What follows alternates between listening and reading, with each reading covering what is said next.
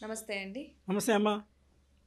మనం మాట్లాడుకుంటూ ఎడ్యుకేషన్‌లో 2 పార్ట్స్ తీసాం ఇక్కడ. ఎట్లా అంటే ఒకటి గ్రామీణ అండ్ యాహ్!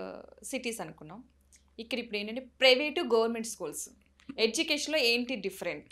హ్మ్. ప్రతి ఒక్కరు కూడా యాక్చువల్‌గా గతంలో మనం చూసుకుంటే ఇప్పటి వరకు కూడా మంచి స్థాయిలో ఉన్నవాళ్ళు ఎవరైనా ఉన్నారంటే నిజంగా గవర్నమెంట్ స్కూల్‌లో చదివిన వాళ్ళు మాత్రం పై స్థాయిలో ఉన్నారు. అది హ్మ్. ఫ్యాక్ట్. చాలా ఉన్నత స్థాయిలో తక్కువలో ఉన్నవాళ్ళు కూడా ఏం కనిపించట్లేదు. బట్ ఎడ్యుకేషన్ ఇంకాస్త ఎక్కువ కావాలి, ఇంకొంచెం బెటర్‌గా కావాలని ప్రతి ఒక్కరు కూడా స్తోమత ఉన్నా లేకున్నా ప్రైవేట్ స్కూల్స్‌లో ఖచ్చితంగా ఫీజులు భరిస్తూ జాయిన్ చేస్తున్నారు. ఏ స్కూల్‌లో బెటర్ అండ్ ఎడ్యుకేషన్ ఎక్కడెక్కడ డిఫరెంట్‌గా ఉంది? మనకి ఎడ్యుకేషన్ గురించి మాట్లాడాలంటే ఒకటి రైట్ టు ఎడ్యుకేషన్ అని ఒక యాక్ట్ ఉందమ్మా. అవును. 2006 act. Hmm. Right to free and compulsory education hmm. Up to class 9th I think 14 years age వరకు, క్లాస్ 8 వరకు, హ్మ్. క్లాస్ 8 or 9 వరకు ఫ్రీ, 8 వరకు. 8 వరకు అవును. 14 ఇయర్స్ ఏజ్ వరకు ఇట్స్ ఎ ఫ్రీ ఎడ్యుకేషన్. హ్మ్. ఈ 8 ఎలా కొలమానం తీసుకున్నారో నాకు అర్థం కాదు. దేవుడు I made it up to class 10. హ్మ్. 10th is the first board examination కదా. అవును. మీకు ఏదన్నా మినిమం జాబ్కు చేయడానికి కూడా minimum 10th class 10th class అడుగుతారు. క్వాలిఫికేషన్ సరిపోతుంది. 10th క్లాస్కి 10th వరకు. కానీ ఇంకా ఒక మాట్లాడితే ఇంకా గట్టిగా ఇంటర్ వరకు this should have been applied ఈ act. Hmm. Free and compulsory అంటే నేను నేర్చుకోవడం అనడానికి ఉండదు, హ్మ్. నీకు ఫ్రీగా ఇస్తున్నా, but you are also suppose to learn. అవును. ఇది ఉన్నా కూడా మనకి ఇంకా స్కూల్ డ్రాప్అవుట్స్ ఉన్నాయి. హ్మ్. చట్టం ఉన్నా కూడా స్కూల్ అవును. డ్రాప్అవుట్స్, చైల్డ్ లేబర్, హ్మ్. అది ఎంత అమానుషం కదా. అంటే parents should understand, society should understand, government should understand. చిన్నపిల్లల్ని బెగ్గింగ్ ప్రొఫెషన్లో పెడుతున్నారు, అవును. చైల్డ్ లేబర్ చేయిస్తున్నారు. Hmm. See the child needs to enjoy. వాళ్ళకి అర్థమయ్యేంతవరకు వాళ్ళ లైఫ్‌ని ఎంజాయ్ చేయాలి. ఎంజాయ్ చేయాలి. And we are trustees for them. Hmm. We are trustees. వాళ్ళకి తెలియదు పాపం. అవును. ఒక 7, 8, 9, 10 ఏళ్ళు వచ్చేంత వరకు వాళ్ళు ఏంటి అనేసి ఒక రియలైజేషన్కి రారు. అవును. అంతవరకు ఈవెన్ పక్కింటి నైబర్స్ కానీ రోడ్డు మీద ఎవడు పోతున్నా కూడా చిన్నపిల్లలకి ఏమైనా ఇబ్బంది ఉంటే he suppose to attend to them, he or she. అవును. అది కూడా చెప్పక్కర్లా. అది మనకి నాగరికత కింద కానీ మన సివిలైజేషన్ ఒక హ్యుమానిటీ కింద అది చేయాలి. హ్మ్. చాలామంది చేస్తుంటారు, చేస్తారు. కానీ చేయని వాళ్ళు కూడా ఉంటారు. నాకెందుకు అన్న టైప్లో కూడా ఉండేవాళ్ళు కూడా హ్మ్. ఉంటారు. నౌ కార్పొరేట్ స్కూల్స్ అన్న కాన్సెప్ట్ మనకున్నాయి. ఆర్టీఐ ఒకటి చెప్పానా. హ్మ్. ఇంకోటి నేషనల్ ఎడ్యుకేషన్ పాలసీ అనే మనకి 1980s నుంచి ఉన్నాయి. హ్మ్. లేటెస్ట్గా వీ హ్యావ్ ఎన్ఈపి 2020 ఓకే. 2020 అని ఒక కాన్సెప్ట్ వచ్చింది. హ్మ్. దీంట్లో కొన్ని వెసులుబాట్లు ఉన్నాయి. More importance to technical education, skill based ఎడ్యుకేషన్కి కొంచెం ఇంపార్టెన్స్ ఇచ్చండి.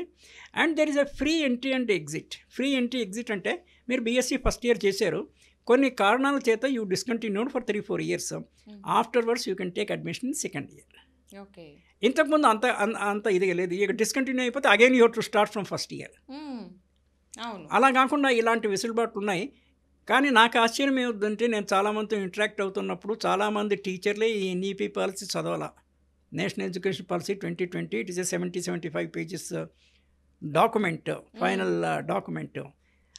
అది వేరియస్ లెవెల్స్ ఆఫ్ ఇంప్లిమెంటేషన్లో ఉంది. రైట్ ఫ్రమ్ ఎల్కే నుంచి మొదలుపెట్టి పీజీ వరకు it covers everything. Hmm. So RTE national education policy ఈ right to compulsory free education 2006 ప్రకారంగా కార్పొరేట్ స్కూల్స్ కూడా 25% of seats should be reserved for those who cannot afford to pay fees. అవును.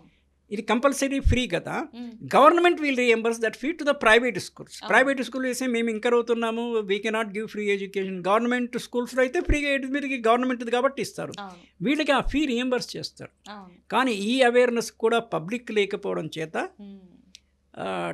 schools కూడా they don't encourage this. They somehow they may not give the admission under this RTA. హ్మ్. So these two things everyone should know, particularly parents.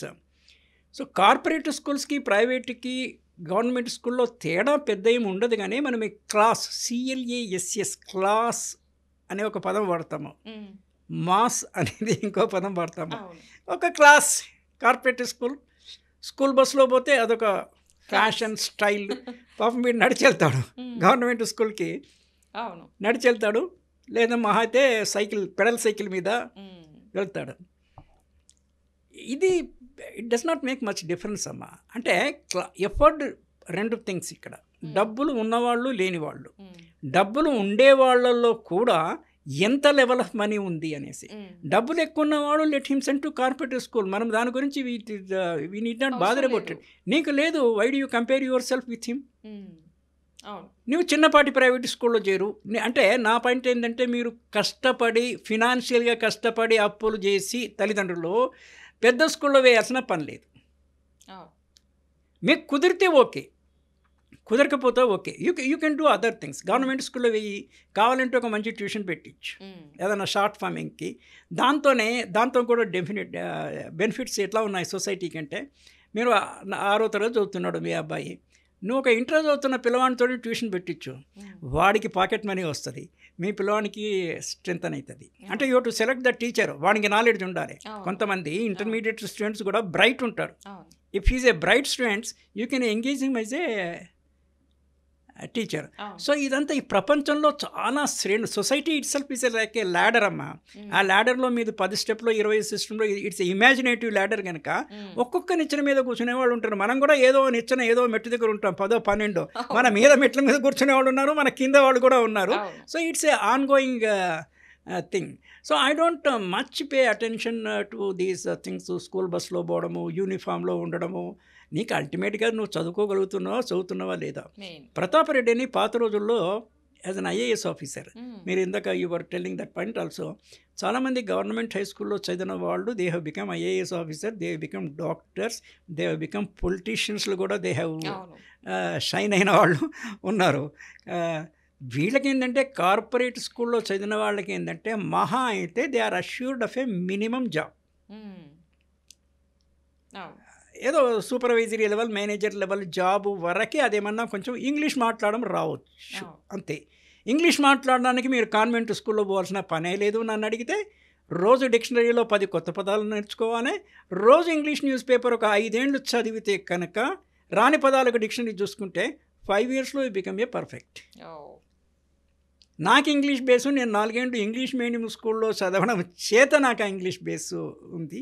Telugu being a mother tongue and 10, 11, 12 తెలుగు మీడియంలో చదివిన చేత technical terms తెలుగులో వచ్చినాయి. Normal routine words there is no issue. But నేను చాలా science technical terms కూడా తెలుగులో ఇంగ్లీష్లో రెండిట్లో కూడా వేయచ్చు.